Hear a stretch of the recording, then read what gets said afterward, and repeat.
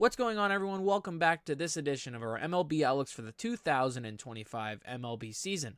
For this episode, we have the Houston Astros. Last year, the Astros finished 88-73, good enough for first place in the AL West, but they ended up getting swept by the Detroit Tigers in the first round of the playoffs last year in what would be an upset. When it came to free agency, however, they had some big losses. Let's get into those really quick before we get into our lineups and rotations that the Astros are projected to have. So based off their free agent list that they lost that they were on the team last year, Alex Bregman, he goes to Boston, 3 years, $120 million. That, of course, is the big one. Yusei Kikuchi, 3 years, $63 million deal to the LA Angels. Jason Hayward, 1 year, $1 million to the Padres.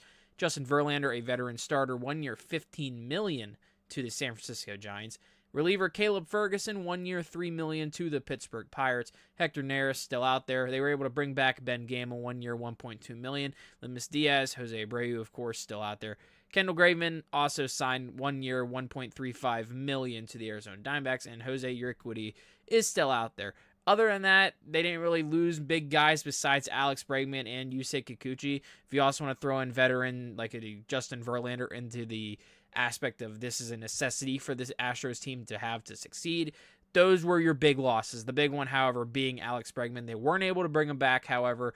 But let's just see what they were able to add this offseason, what they did to add to this lineup. Because they did add a little bit of intriguing things, but they also lost a lot of intriguing names. So here's their projected lineup for the 2025 MLB season. So it goes Jose Altuve, Isaac Paredes, Yordan Alvarez, Christian Walker, Yainer Diaz, Jeremy Pena, Chas McCormick, Ben Gamel, and Jake Meyer. So here's a couple interesting notes about this Houston Astros team.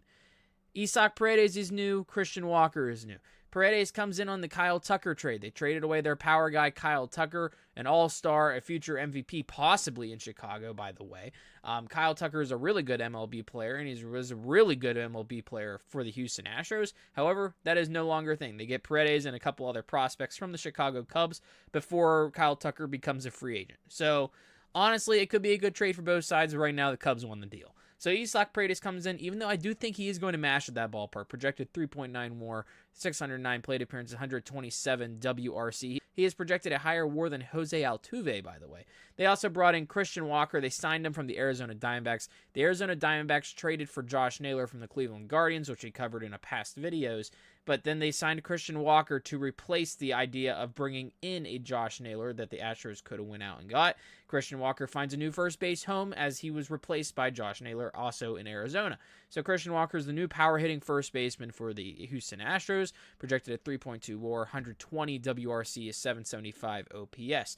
Another interesting big note we need to talk about is Jose Altuve. Is he playing left field? He's been taking reps. Supposedly he got a new glove in left field. I don't know if it's happening. Right now, left field is projected Ben Gamel. You just take Ben Gamel at that .4 WAR projection out of the lineup. Jose Altuve goes there. Second base-wise, you did bring in Brendan Rodgers, non-roster invitee. He's making the team. Brendan Rodgers is a solid baseball player. He's going to be higher than a .8 WAR, in my opinion. That was a steal by the Houston Astros, and it kind of went no one was knowing what happened with Brendan Rodgers and the Rockies.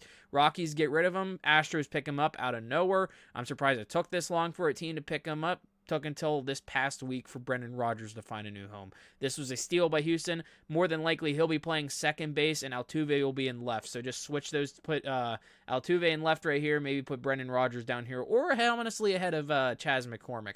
But other than that, this lineup's still good, even without Kyle Tucker or a Alex Bregman. I still think it is a very solid Houston Astros lineup that is going to give more than likely the Texas Rangers, who are probably the favorites to win this division with the moves they made, a run for their money. This Astros team people think is going to fall off a cliff. It's not going anywhere. I regret to inform a lot of Astros haters, this team is not going anywhere. They are going to be good for a while, and they will probably be good in the playoffs this year. Pitching-wise, it kind of scares me a little bit. Framber Valdez, Hunter Brown, Ronel Blanco, Spencer Arrighetti, and Hayden Wesneski is your rotation. Highest projections, 3.3 WAR from Framber Valdez, of course, 3.35 ERA, projected 3.71 out of Hunter Brown, 2.8 WAR. Looking at their bullpen, of course, you got Josh Hader, Brian Abreu, Taylor Scott, Brian King, Caleb Ort, Rafael Montero, Forrest Whitley, and Nick Hernandez. Your highest projection in the bullpen, you only got 2 guys over a 1 WAR, by the way, Josh Hader and Brian Abreu. Everyone else is .2 or lower, so the bullpen kind of scares me projection-wise. It's going to be headlined by the back end, Josh Hader and Brian Abreu. So overall, this pitching staff definitely, I think, trails the overall lineup and the offense of the Houston Astros. But at the same time, Framber Valdez, Hunter Brown, Ronald Blanco especially, those guys can have really good seasons. I'm also, for some reason, fairly intrigued by Spencer Arrighetti, projected 1.3 WAR on Fangraphs, 4.32 ERA, 4.34 ERA for Hayden Wesneski, who they also got from the Kyle Tucker trade, by the way. So he is projected to be in the big leagues with the Astros. He has a year of service time. It is overall a very young rotation in Houston. Framber Valdez, the only guy, at least with 3 years or more. He has 5 years of service time. Hunter Brown with 2 years. Ronald Blanco, Spencer Arrighetti, and Hayden Wesneski all with just over 1 year of service time. So it is a very young pitching staff that is going to be having a lot of pressure to win them games if this offense doesn't pick up like I think they will be able to pick up. But some people are still doubting this Astros offense for some dumb reason. So there it is. That's my outlook on the Houston Astros for the 2025 MLB season. People think they're going to disappear just because they lost Alex Bregman and Kyle Tucker. No, that's not happening at all. They replaced Alex Bregman with a guy who's going to mash at I almost call Minute Maid Park. Their new name of their ballpark. I can't think of it at the top of my head, but Isaac Paredes is going to mash at that ballpark, especially into the left field boxes.